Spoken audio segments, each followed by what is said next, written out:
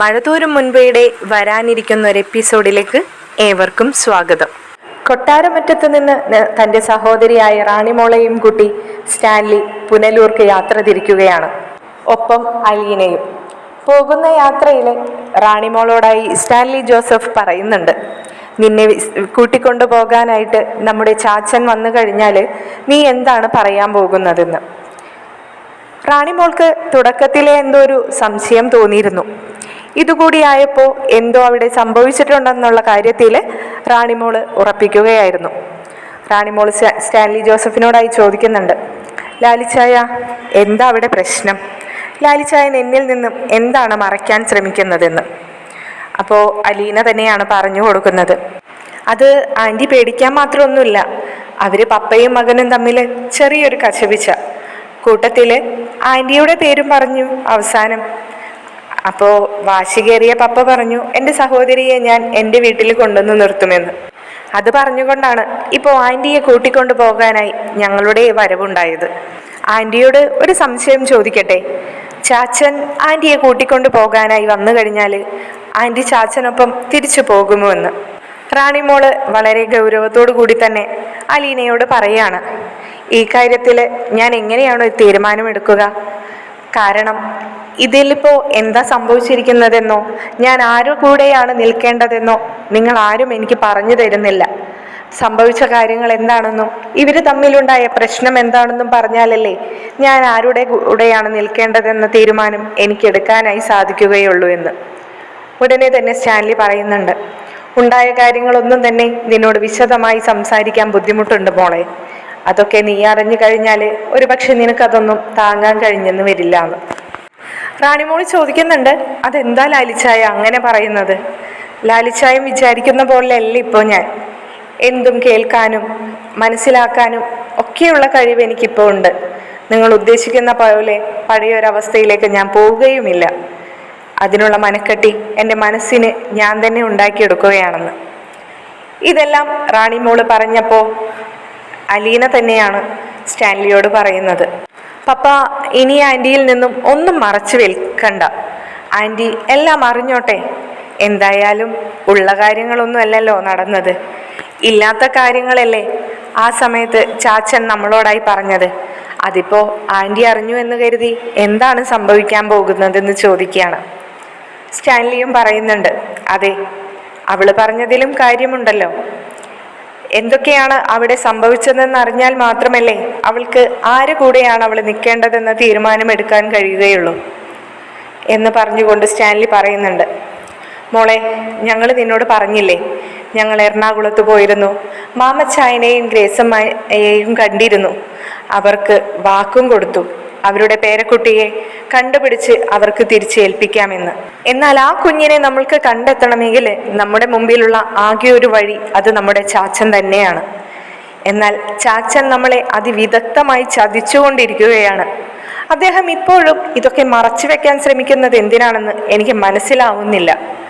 അദ്ദേഹം അവസാനം എല്ലാത്തിൽ നിന്നും രക്ഷപ്പെടാനെന്ന വണ്ണം ടോണിയോട് അദ്ദേഹം ഒരു കള്ളം പറഞ്ഞ് അവസാനിപ്പിച്ചു.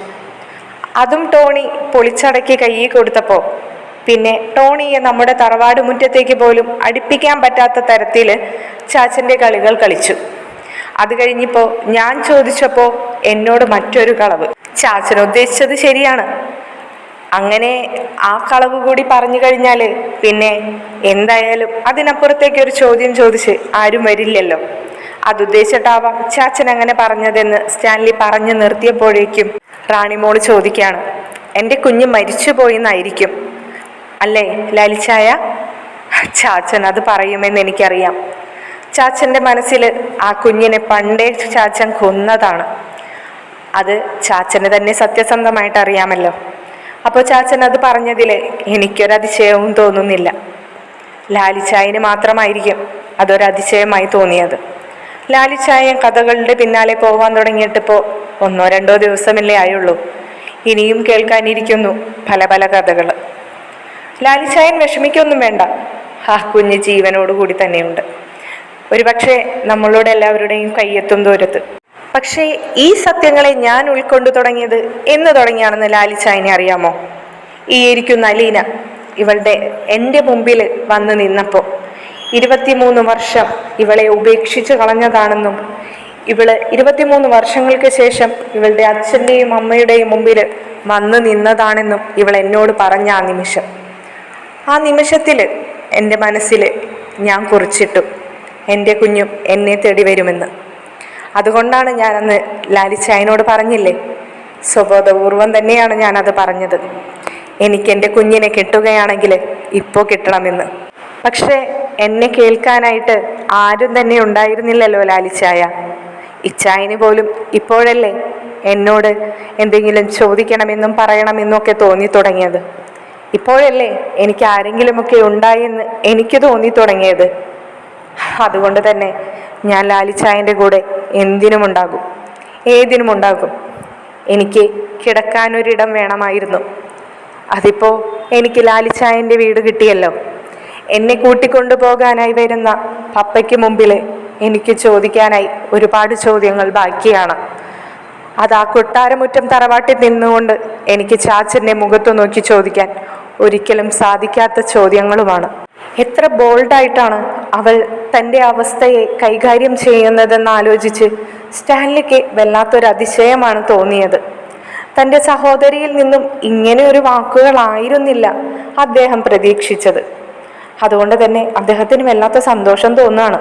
യാത്രയിൽ അദ്ദേഹം അത് റാണിമോളോട് പറയുന്നുണ്ട്, നീ എന്നും ഇതേപോലെ ആയിരിക്കണം, ഏതൊരവസ്ഥയെയും നിനക്ക് സ്വന്തം തരണം ചെയ്തു കൊണ്ടുപോകാൻ കഴിയുമെന്ന ഒരു മനസ്സും കൂടി നിനക്കുണ്ടാവണമെന്ന്. അത് കഴിഞ്ഞ് റാണിമോള് കുറേ സമയങ്ങൾക്ക് ശേഷം ലാലിച്ചായനോട് ചോദിക്കുകയാണ്, ലാലിച്ചായൻ ഇപ്പോൾ ചാച്ചനോടുള്ള വാശിപ്പുറത്തല്ലല്ലോ എന്നെ ഇവിടെ നിന്നും കൂട്ടിക്കൊണ്ടു പോകുന്നത്, സ്വയം തോന്നിയിട്ട് തന്നെയല്ലേ? അപ്പോൾ എന്നെ ഇനി ഇടവഴിയിലൊന്നും കളഞ്ഞിട്ട് പോകത്തില്ലല്ലോ? എൻ്റെ കുഞ്ഞിനെ എൻ്റെ കയ്യിൽ കൊണ്ടുവന്ന് തരുമെന്ന് ചെയ്യില്ലേ എന്ന് സ്റ്റാൻലി പറയുന്നുണ്ട്. ഉറപ്പായിട്ടും കൊണ്ടുവന്ന് തരും. നിന്റെ കൈ വെള്ളയിൽ ഞാൻ നിന്റെ കുഞ്ഞിനെ വെച്ച് തരും. കുഞ്ഞിനെ കിട്ടി കുഞ്ഞുമായി നീ കുറച്ച് ദിവസം കഴിയുമ്പോൾ എനിക്ക് നിന്നോട് സംസാരിക്കാനായി മറ്റൊരു വിഷയമുണ്ട്. അത് ഇപ്പോഴേ പറയുന്നോ അതോ ഞാൻ അപ്പം പറഞ്ഞാൽ മതിയോ എന്ന് സ്റ്റാൻലി ചോദിക്കുമ്പോൾ റാണിമോള് പറയുന്നുണ്ട്, ചാച്ചൻ പറയാതെ തന്നെ എനിക്കറിയാം എന്താണതെന്ന്. അത് ചാച്ചൻ ആഗ്രഹിക്കുന്ന പോലെ തന്നെ നടക്കും. റാണിയുടെ ആ സംസാരങ്ങൾ തൻ്റെ മനസ്സിനെ വല്ലാതെ സമാധാനിപ്പിച്ചു. സ്റ്റാൻലിക്ക് വളരെയധികം സന്തോഷം തോന്നി. അവരുടെ യാത്ര ചെന്ന് നിന്നത് സ്റ്റാൻലിയുടെ ആ ബംഗ്ലാവിന് മുമ്പിൽ തന്നെയായിരുന്നു.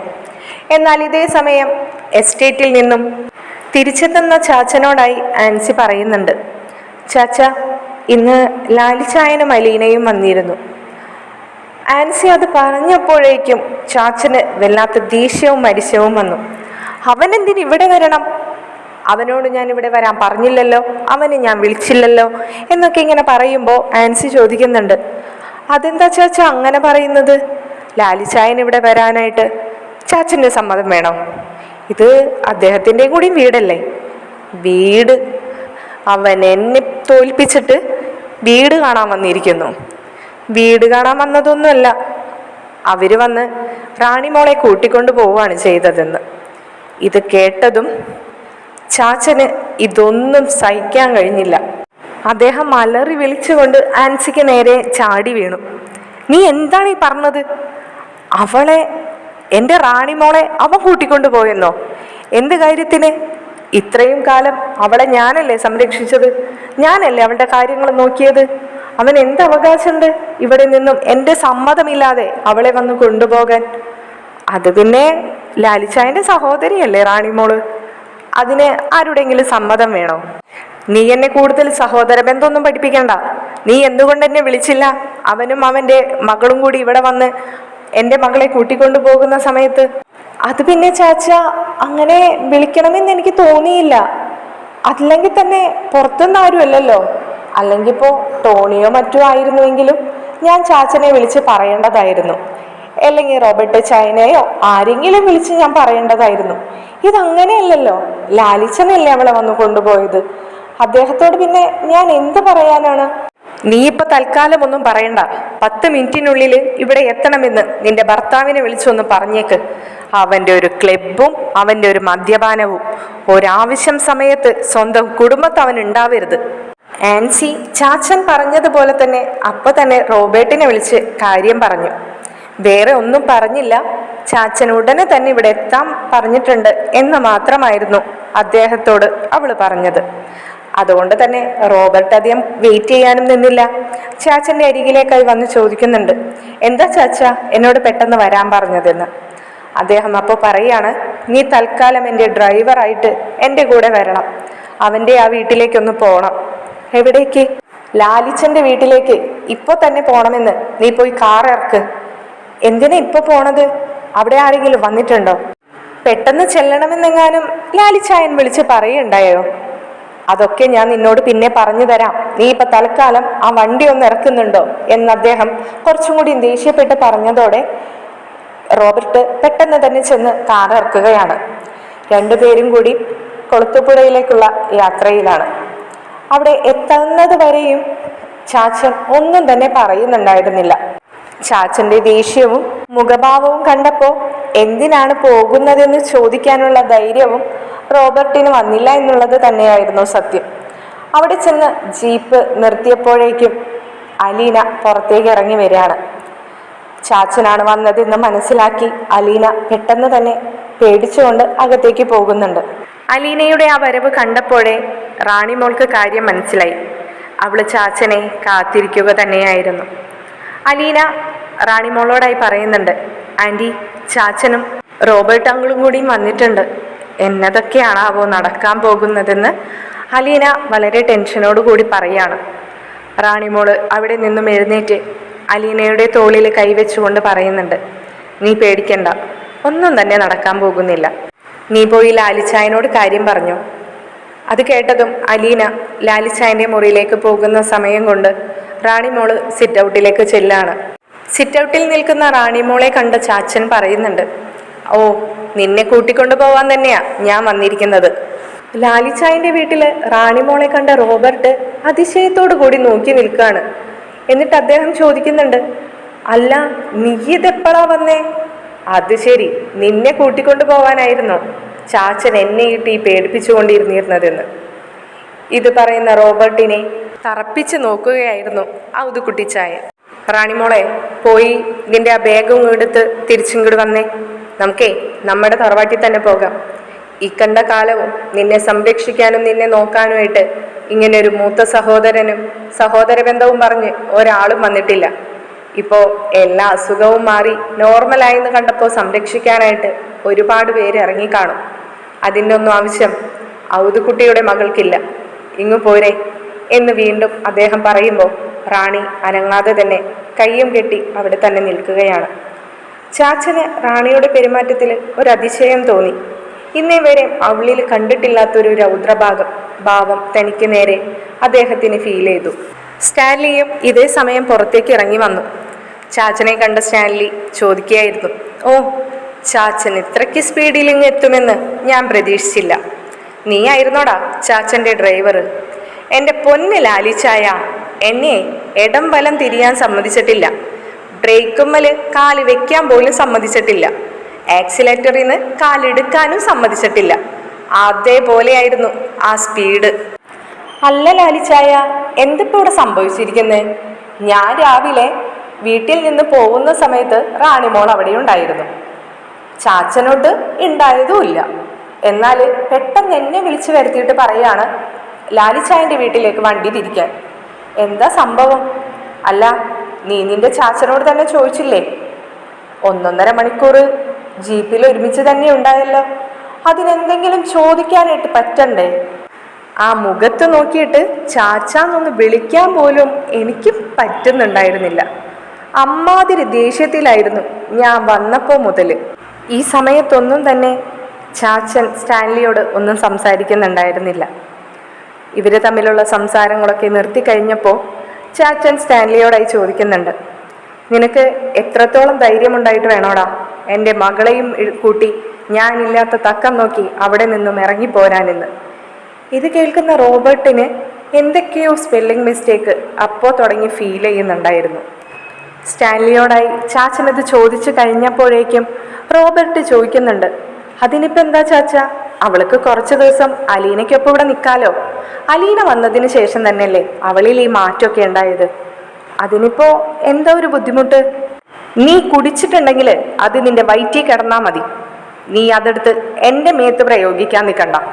ഇനി ഒരക്ഷരം നീ മിണ്ടിയാല് നിന്റെ മുഖടിച്ച് ഞാൻ പൊട്ടിക്കുമെന്ന് റോബോട്ടിനോടായിട്ട് ചാച്ചൻ പറയായിരുന്നു. ഇത് കേട്ടതും റോബോട്ടിന് കാര്യം സീരിയസ് ആണെന്ന് ഉറപ്പായി. സ്റ്റാൻലി അദ്ദേഹത്തോടായി ചോദിച്ചു, ഞാൻ നമ്മുടെ വീട്ടിൽ വന്നു. എൻ്റെ കൂടെ പോരാനായി സമ്മതമാണോന്ന് എൻ്റെ സഹോദരിയോട് ഞാൻ ചോദിച്ചപ്പോൾ അവൾ പോരാൻ സമ്മതമാണെന്നും പറഞ്ഞു. അതിൽ കൂടുതൽ ഞാൻ ആരെടുത്താണ് സമ്മതം ചോദിക്കേണ്ടത്? ചാച്ചൻ ഇവളിൽ അധികാരമുള്ളതുപോലെ തന്നെ എനിക്കുമുണ്ടല്ലോ അധികാരം. പിന്നെ ചാച്ചൻ കുറച്ച് മുമ്പ് പറഞ്ഞത് പ്രാന്ത് പിടിച്ചു കിടന്ന് അവളെ നോക്കാനായി ആരും ഉണ്ടായിരുന്നില്ലെന്ന്.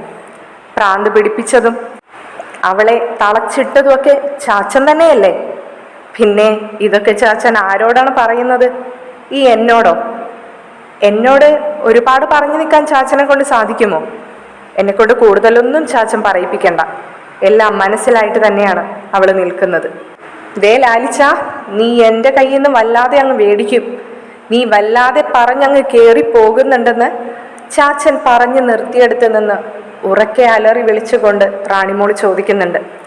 അതെ, ചാച്ചനെ എതിർക്കുന്നവരൊക്കെ വെട്ടി വീഴ്ത്തി തന്നെയല്ലേ ചാച്ചന് പരിചയമുള്ളൂ. അതിനിപ്പോ മക്കളായാലും മരുമക്കളായാലും പേരക്കുട്ടികളായാലും. ചാച്ചൻ ഞങ്ങൾക്കൊക്കെ വേണ്ടി എന്ത് ചെയ്തു തന്നു എന്നാണ് ചാച്ചൻ പറയുന്നത്? ഒരുപാട് സ്വത്തും പണവും ഉണ്ടാക്കിയിട്ടതോ? അതൊന്നും ഞങ്ങൾക്ക് ആർക്കും വേണ്ട ചാച്ച, ചാച്ചൻ തന്നെ അങ്ങ് എടുത്താൽ മതി. പക്ഷേ അതിനേക്കാളൊക്കെ വലുതാണെന്ന് ചാച്ചനെ അറിയാലോ. അവരവരുടെ രക്തത്തിൽ ജനിക്കുന്ന സ്വന്തം കുഞ്ഞുങ്ങൾ. അതിലൊരു കുഞ്ഞിനെ ചാച്ചൻ കൊന്നു കളഞ്ഞുവെന്ന് ചാച്ചൻ തന്നെ എൻ്റെ ലാലിച്ചായനോട് പറഞ്ഞു. ആ കുഞ്ഞിനെ എനിക്ക് തിരിച്ചതാ. ചാച്ചൻ അതിൽ കൂടുതലൊന്നും തന്നെ ഇനി എന്നോട് സംസാരിക്കണ്ട. ഞങ്ങൾ കണ്ടെത്തും ചാച്ച. എൻ്റെ കുഞ്ഞ് ഈ ലോകത്ത് ഞങ്ങളുടെ കയ്യെത്തും ദൂരത്ത് ജീവിച്ചിരിപ്പുണ്ടെന്ന് ഞങ്ങൾക്കറിയാം. ആ കുഞ്ഞിനെ ചാച്ചൻ കണ്ടോ? എൻ്റെ ലാലിച്ചായൻ എനിക്ക് തിരിച്ചു കൊണ്ടുവന്ന് തരുന്നത് ചാച്ചന് ഈ റാണിമോള് കാണിച്ചു തരാം. ചാച്ചൻ ഇത് കേട്ടതും ഉറക്കെ പൊട്ടിച്ചിരിച്ചുകൊണ്ട് അവൾക്ക് നേരെ ചോദിക്കാണ്, നിന്റെ കുഞ്ഞിനെ നിന്റെ ഈ ലാലിച്ചം കൊണ്ടുവന്ന് തരുന്നത് നീ എനിക്ക് കാണിച്ചു തരാമെന്നോ? കൊള്ളാം മോളെ, ഇത്രയ്ക്ക് മണ്ടത്തരം നിന്നെ പറഞ്ഞു പഠിപ്പിച്ച് വിശ്വസിപ്പിച്ചിട്ടാണ് അവൻ ആ കൊട്ടാരമുറ്റത്ത് നിന്ന് നിന്നെ ഇറക്കിങ്ങും കൊണ്ടുപോകുന്നത്. അത് വിശ്വസിക്കാൻ നീ ഒരു മണ്ടിയും. 3-4 വർഷത്തിനിപ്പുറം നീ നിന്റെ കുഞ്ഞിനെ കണ്ടിട്ടുണ്ടോ റാണിമോളെ?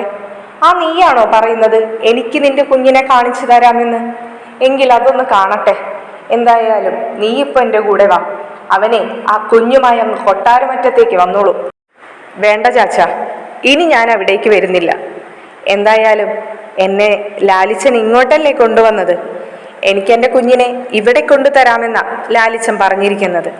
ലാലിച്ചൻ ആ വാക്ക് പാലിക്കുന്നത് വരെ എൻ്റെ കൊക്കിൽ ജീവനുള്ളിടത്തോളം കാലം ഞാൻ ഇവിടെ തന്നെ കാണും. അത് കഴിഞ്ഞിട്ടുള്ള കാര്യമല്ലേ. എന്നെയും എൻ്റെ മകളെയും ലാലിച്ചായനെ കൊണ്ട് സംരക്ഷിക്കാൻ കഴിയില്ലെന്നു പറയുന്ന ആ നിമിഷല്ലേ, അതപ്പോൾ ഞാൻ ആലോചിച്ചോളാം. കൊള്ളാടി മോളെ, നീയേ ആള് മോശമില്ല. എന്തായാലും ഇത്രയും കാലം എൻ്റെ കാൽക്കീഴിൽ കിടന്നിട്ട് നിനക്കിപ്പോൾ പെട്ടെന്നൊരു നിമിഷം നിന്റെ ചേട്ടൻ വന്ന് വിളിച്ചപ്പോൾ നീ എന്നെ മറന്ന്, നീ എന്നെ തട്ടിക്കളഞ്ഞ് നീ അങ്ങ് ഇറങ്ങിപ്പോയി അല്ലേ? കൊള്ളാം. അതെ ചാച്ച, അത് തന്നെയാണ് ഞാനും പറയുന്നത്. ചാച്ചൻ്റെ ആ കാൽക്കീഴിൽ കിടന്ന ആ സമയം എനിക്കൊരു ബോധവും ബുദ്ധിയും ഉണ്ടായിരുന്നില്ലല്ലോ. എൻ്റെ കുഞ്ഞിനെ ഏത് വഴിക്ക് ഞാൻ തിരഞ്ഞു പോകണമെന്ന ഒരു ബോധവും എനിക്കുണ്ടായിരുന്നില്ല. പക്ഷേ ഈ അലീന തിരിച്ചു വന്നപ്പോൾ എനിക്കത് മനസ്സിലായി. 1-2 വർഷമല്ല, വർഷങ്ങൾ ഒരുപാട് കടന്നാലും രക്തം രക്തത്തെ തേടി വരുമെന്ന്. ഇത് കേട്ട ചാച്ചന് പെട്ടെന്നൊരു ഞെട്ടലാണ് ഉണ്ടായത്. തൻ്റെ മകള് പറഞ്ഞ പോലെ ആ കുഞ്ഞിനെ ഇവർ കണ്ടെത്തുമോ എന്നൊരു ഭയം അദ്ദേഹത്തിൻ്റെ ഉള്ളിൽ പെട്ടെന്ന് തോന്നുകയാണ്. അലീന വളരെ സമാധാനപൂർവ്വം ചാച്ചനോടായി പറയുന്നുണ്ട്, ചാച്ചൻ അവർ രണ്ടുപേരും പറയുന്നത് കേട്ട് വിഷമിക്കാൻ നിൽക്കരുത്. അവരിപ്പോൾ അവരുടെ ആ വാശിപ്പുറത്ത് പറയുന്നതാണ്. ആർക്കും ചാച്ചനോടൊരു ദേഷ്യമൊന്നുമില്ല. ചാച്ചൻ എന്തിനു വേണ്ടിയിട്ടാണ് ആ സമയത്ത് അതൊക്കെ ചെയ്തതെന്ന് എല്ലാവർക്കും അറിയാവുന്നതാണ് ചാച്ച. ചാച്ചൻ വിഷമിക്കരുതെന്ന് പറയുന്നുണ്ട്. അദ്ദേഹത്തിനും അലീനയോട് ദേഷ്യമൊന്നും തോന്നുന്നില്ല. തൻ്റെ മക്കളോട് മാത്രമായിരുന്നു അദ്ദേഹം കയർത്ത് സംസാരിച്ചു കൊണ്ടിരുന്നത്. അലീനയുടെ മുഖത്തേക്ക് വളരെ ദയനീയമായി തന്നെ അദ്ദേഹം നോക്കുകയാണ്. അലീനയുടെ ആ വാക്കുകൾ കേൾക്കുന്ന റാണിമോൾക്ക് ദേഷ്യം വന്നുകൊണ്ട് അവൾ പറയുന്നുണ്ട്, അലീന എന്താണ് ഉദ്ദേശിച്ചത്? എന്ത് നന്മയാണ് ഒരു കുഞ്ഞിനെ അനാഥാലയത്തിൽ കൊണ്ടുപോയി ആക്കിയിട്ട് അദ്ദേഹത്തിന് കിട്ടിയതെന്നാണ്? ആൻറ്റി, ഞാൻ അങ്ങനെ ഉദ്ദേശിച്ച് പറഞ്ഞതല്ല. നമ്മൾ ഒരാളുടെ മുഖത്ത് നോക്കി ഇത്രയൊക്കെ പറയുമ്പോൾ അവരുടെ മനസ്സ് എത്രത്തോളം വേദനിക്കുന്നു എന്ന് നമ്മളും ചിന്തിക്കണ്ടേ? ഞാൻ അത് വെച്ച് പറഞ്ഞതാണ്. അത് ശരിയാണ് അലീന. എൻ്റെ കുഞ്ഞിനെ, ഞാൻ നൊന്ത് പ്രസവിച്ച എൻ്റെ കുഞ്ഞിനെ എൻ്റെ സമ്മതമില്ലാതെ മറ്റാർക്കോ എവിടെയോ കൊണ്ടുപോയി കളഞ്ഞ ഇദ്ദേഹത്തിന് എന്ത് മനസാക്ഷി, എന്ത് മനോവേദന അല്ലേ? റോബർട്ട് പെട്ടെന്ന് തന്നെ റാണിയോട് പറയുന്നുണ്ട്, മതി റാണി സംസാരിച്ചത്. നീ ഇത്രയും നേരം സംസാരിച്ചതൊക്കെ കേട്ടുകൊണ്ട് തന്നെ നിൽക്കുകയായിരുന്നു ഞാൻ. എല്ലാത്തിനും നീ പറയുന്നതൊക്കെ ചാച്ചനെയാണെങ്കിലും ഇതൊക്കെ ഞങ്ങളെയും കൂടി ബാധിക്കുന്ന കാര്യമാണല്ലോ എന്ന് ഓർത്തിട്ട് തന്നെയാണ് ഞാൻ മിണ്ടാതെ നിന്നത്. അതിന് ഇത്രയ്ക്കൊക്കെ പറയണ്ട.